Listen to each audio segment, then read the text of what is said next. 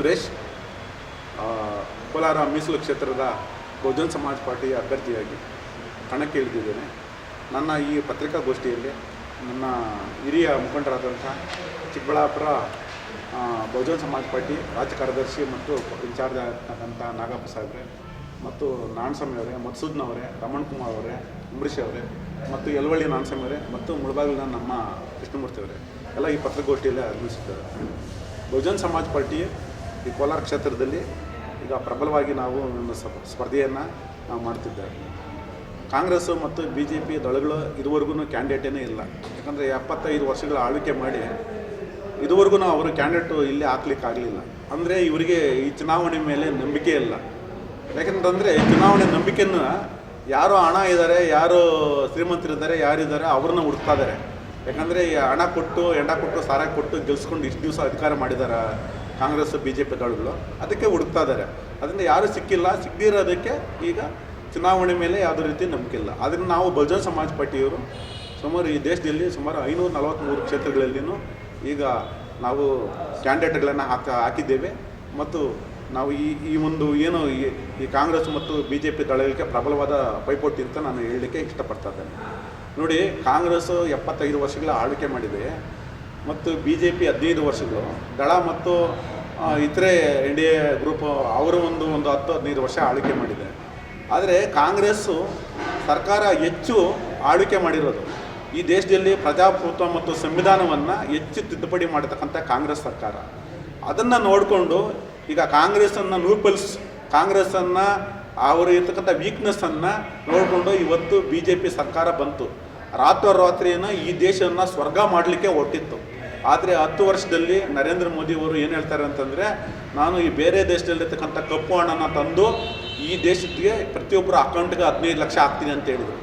ಆದರೆ ಇದುವರೆಗೂ 15 ಲಕ್ಷನೂ 15 ರೂಪಾಯಿ ಬಂದಿಲ್ಲ. ಆದರೆ ಈ ದೇಶದಲ್ಲಿ ಮತ್ತೆ ನಿರುದ್ಯೋಗಿಗಳಿಗೆ ಉದ್ಯೋಗ ಕೊಡ್ತೀನಿ, ವರ್ಷಕ್ಕೆ 2 ಕೋಟಿ ಉದ್ಯೋಗ ಕೊಡ್ತೀನಿ ಅಂತಂದೆ. ಉದ್ಯೋಗ ಕೇಳೋಕ್ಕೆ ಹೋದರೆ ನೀವು ಹೋಗಿ ಪಕೋಡ ಮಾರೋಕ್ಕೆ ಹೋಗಿ ಅಂತ ಹೇಳಿದರು. ಆದರೆ ಅದ್ರ ಬದಲಾಗಿ ಇವತ್ತು ಅದಾನಿ ಅಂಬಾನಿ ಅಂತ ಪ್ರೈವೇಟ್ ಸೆಕ್ಟರ್ಗಳನ್ನ ಇಲ್ಲಿ ತಂದು ಈ ಉದ್ಯೋಗಸ್ಥರನ್ನು 10,000 15,000ಕ್ಕೆ ಉದ್ಯೋಗಸ್ಥರು ಮಾಡಿದ್ದಾರೆ. ಸಂಪೂರ್ಣವಾದ ಸರ್ಕಾರಿ ಸಂಸ್ಥೆಗಳನ್ನು ನಿರ್ನಾಮ ಮಾಡಿ ಕಾರ್ಪೊರೇಟ್ ಸೆಕ್ಷನ್ಗೆ ಕೊಟ್ಟಿದ್ದಾರೆ. ಇದು ಅವರು ಡೆವಲಪ್ಮೆಂಟು. ಈಗ ಅದಾದ ನಂತರ ಈಗ 2ನೇ ಸಲ ಬಂದರು. 2ನೇ ಸಲ ಅಧಿಕಾರಕ್ಕೆ ಬಂದಾಗ ಭಾವನೆಗಳ ಮುಖಾಂತರವಾಗಿ ಸರ್ಕಾರನ ಈ ದೇಶದ ವಿಶ್ವಗುರು, ಈ ದೇಶ ಏನನ್ನ ಮಾಡ್ತಾರೆ ಅಂತೇಳಿ ಬಂದರು. ಆದರೆ ಪುಲ್ವಾಮಾ ದಾಳಿಯಿಂದ ಹೆಚ್ಚು ಜನರನ್ನ ಗಳಿಸ್ಕೊಂಡು ಹಿಂದುತ್ವ ಆಧಾರದ ಮೇಲೆ ಬಂದರು. ಆದರೆ ಈ ದೇಶದಲ್ಲಿ ಇಂದು ಹಿಂದೂ ರಾಷ್ಟ್ರ ಮಾಡೋಕ್ಕಾಯ್ತಾ? ಹಿಂದೂ ರಾಷ್ಟ್ರ ಮಾಡೋಕ್ಕೆ ಅವ್ರ ಕೈಲಿ ಆಗಲಿಲ್ಲ. ಯಾಕಂದರೆ ಈ ದೇಶದಲ್ಲಿ ಸುಮಾರು 6,000 ಜಾತಿಗಳಿದೆ, ಸುಮಾರು ಧರ್ಮಗಳಿದೆ, ಸುಮಾರು ಜನರಿದ್ದಾರೆ. ಅನ್ನತ ಕಲ್ಚರ್ ಇರ್ತಕ್ಕಂಥ ಜನ ಈ ದೇಶದಲ್ಲಿ ಯಾವುದೇ ಒಂದು ಧರ್ಮಕ್ಕೆ ಸೀಮಿತ ಆಗಿಲ್ಲ. ಇದು ಸಂವಿಧಾನ ಮತ್ತು ಪ್ರಜಾಪ್ರಭುತ್ವದಲ್ಲಿ ಇರ್ತಕ್ಕಂಥ ಸಂವಿಧಾನ. ಯಾರೇ ಧರ್ಮ ಮತ್ತು ಜಾತಿ ಆಧಾರದ ಮೇಲೆ ಆದ್ರೂ ಆ ದೇಶದನ್ನ ಯಾರೂ ಉಳಿಗಾಲ ಇಲ್ಲ. ಆದರೆ ಈಗ ಏನು ಹೇಳ್ತಾ ಇದ್ದಾರೆ ಅಂದರೆ, ಈಗ BJPಯವರು ರಾಮ ಮಂದಿರ ಸುಮಾರು 500 ವರ್ಷಗಳ ಒಂದು ಇತಿಹಾಸ ಇರ್ತಕ್ಕಂಥ ವ್ಯಾಜ್ಯ ಅದು.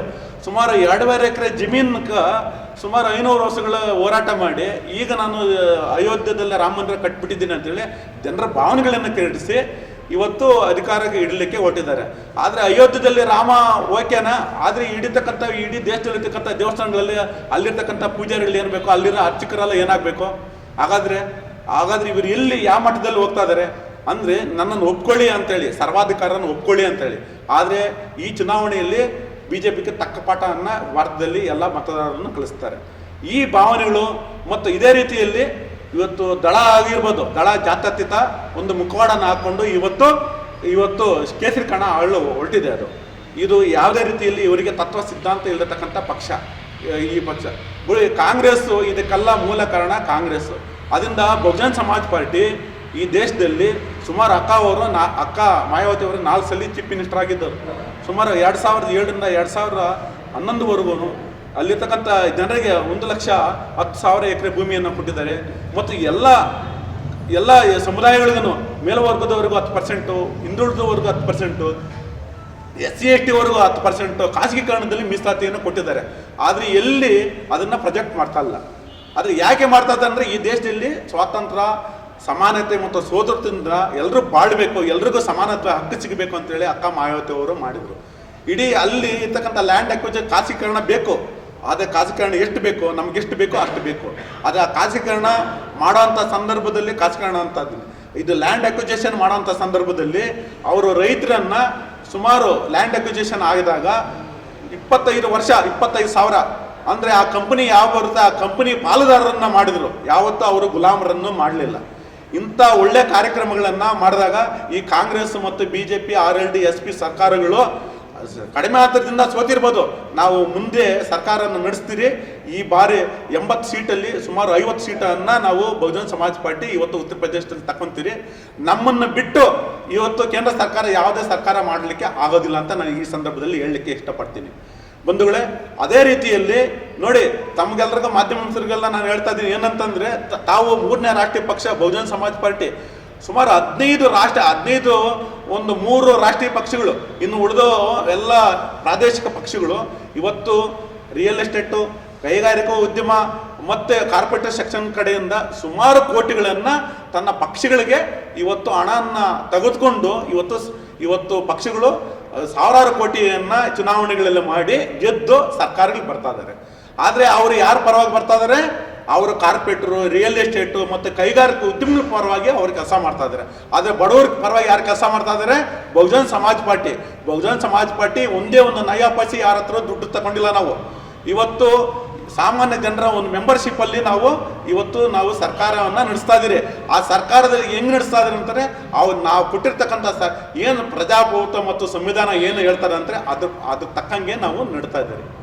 ಆದರೆ ಈ ಎಲ್ಲ ಪಕ್ಷಗಳು ಇವತ್ತು ಕಾರ್ಪೊರೇಟ್ ಸೆಕ್ಷನ್ಸು ಮತ್ತು ರಿಯಲ್ ಎಸ್ಟೇಟ್ ಉದ್ಯಮಗಳ ಪರವಾಗಿರೋದ್ರಿಂದ ತಾವು ಇವತ್ತು ಸುಪ್ರೀಂ ಕೋರ್ಟ್ ತೀರ್ಮಾನ ಆಯಿತು. ಇವತ್ತು SBI ಬ್ಯಾಂಕಲ್ಲಿ ಇವತ್ತು ಒಂದು ದೇಶದಲ್ಲಿ ಒಂದು ಬ್ಯಾಂಕು ಒಂದು ನೇಷನ್ ಇರಬೇಕು ಅಂತ ಹೇಳ್ತಾ ಇದ್ದಾರೆ. ಇವತ್ತು SBI ಬ್ಯಾಂಕು ಕೇಂದ್ರ ಸರ್ಕಾರದಲ್ಲಿ ಅಧೀನದಲ್ಲಿ ಇದೆ ಅಂತ ಈಗ ಗೊತ್ತಾಯಿತು. ಯಾಕಂದರೆ ಸುಪ್ರೀಂ ಕೋರ್ಟ್ ತೀರ್ಮಾನ ಆಗ್ತು. ಇವತ್ತು ನಮ್ಮಲ್ಲಿರ್ತಕ್ಕಂಥ ಹಣ ಅಲ್ಲ, ನಾವು ಬ್ಯಾಂಕಲ್ಲಿ ಹಣ ಹಾಕಿದ್ರೆ ಒಂದು ಬಟನ್ ಒತ್ತಿದ್ರೆ ಒಂದು ನಿಮಿಷದಲ್ಲಿ ನಮಗೆ ಎಲ್ಲ ಮಾಹಿತಿ ಬರುತ್ತೆ. ಆದರೆ ಸುಪ್ರೀಂ ಕೋರ್ಟಲ್ಲಿ ನೀವು ಮಾಹಿತಿ ಕೊಡಿ ಅಂತ ಹೇಳಿದಾಗ SBI ಬ್ಯಾಂಕ್ ಏನು ಮಾಡ್ತಂತಂದರೆ ನಮ್ಮ 3 ತಿಂಗಳ ಅವಕಾಶ ಕೊಡು ಅಂತ ಕೇಳಿದ್ರು. ಆದರೆ ಸುಪ್ರೀಂ ಕೋರ್ಟರು ಅದು ಯಾವುದೇ ಕಾರಣಕ್ಕೆ ಬಿಡ್ದಿದ್ದಾಗ ಅದನ್ನು ಓಪನ್ ಮಾಡಿದಾಗ ಎಲ್ಲ ವಿಚಾರಗಳನ್ನು ಗೊತ್ತಾಯಿತು. ಯಾರ್ಯಾರು ಹಣ ಕೊಟ್ಟಿದ್ದಾರೆ, ದೇಶ ಬಿಟ್ಟು ಹೋದರೆ ವಿಜಯ್ ಮಲ್ಯ, ಆಮೇಲೆ ಜೋಗ್ಸಿ, ಲಲಿತ್ ಮೋದಿ, ಇವರೆಲ್ಲ ಪಾರ್ಟಿಗಳಿಗೆ ಹಣ ಕೊಟ್ಟು ಈ ದೇಶದಲ್ಲಿ ಈ 3 ಪಕ್ಷಗಳನ್ನು ನಡೆಸಲಿಕ್ಕೆ ಹೊರಟಿದ್ದಾವೆ. ಆದರೆ ನೋಡಿ, ಸಾಮಾನ್ಯ ಜನರು ಮತದಾರರು ಇದನ್ನು ಅರ್ಥ ಮಾಡ್ಕೋಬೇಕು. ಬಹುಜನ್ ಸಮಾಜ್ ಪಾರ್ಟಿಗೆ ನೀವು ವೋಟ್ ಮಾಡಿದ್ದಾದರೆ ನಿಮ್ಗೆ ನಾವು ಅಧಿಕಾರ ಕೊಡ್ತೀರಿ, ನೀವು ಅಧಿಕಾರದಲ್ಲಿ ಇರ್ಬೋದು ಅಂತ ನಾನು ಈ ಸಂದರ್ಭದಲ್ಲಿ ಕೋಲಾರದ ಮತದಾರರಲ್ಲಿ ದಯವಿಟ್ಟು ಬಹುಜನ್ ಸಮಾಜ್ ಪಾರ್ಟಿ ನೀವು ಬೆಂಬಲಿಸಿ, ನಿಮಗೆ ಅಧಿಕಾರ ನಾವು ಕೊಡ್ತೀರಿ ಅಂತೇಳಿ ಹೇಳಲಿಕ್ಕೆ ನಾನು ಇಷ್ಟಪಡ್ತೀನಿ.